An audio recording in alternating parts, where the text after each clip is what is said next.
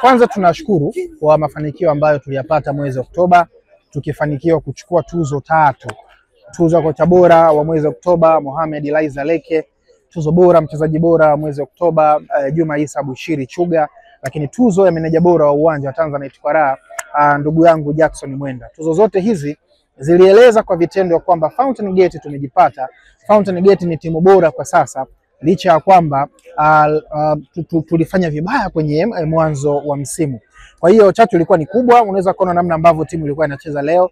Imekosekana bahati tu ya sisi kuweza kupata ushindi kwenye mchezo wa leo, lakini kupata tuzo zile 3 zilitupa deni na kuhakikisha tuna maintain ubora ambao tulikuwa nao na kuhakikisha tunabeba hizi tuzo mara nyingi zaidi msimu huu. Kama tutaikosa mwezi Novemba, basi mwezi Disemba, mwezi Januari na kuendelea huko tuweze kupata tuzo nyingine nyingi. Na ninaamini tuzo za kocha bora, mchezaji bora, meneja bora wa uwanja tutazichukua nyingi sana msimu huu. Sambuzi ilikuwa ni miongoni mwa waandishi ambao wanafanya vizuri kwenye idara ya habari kwenye platform bora ya kufikia. Nini hasa siri ya mafanikio?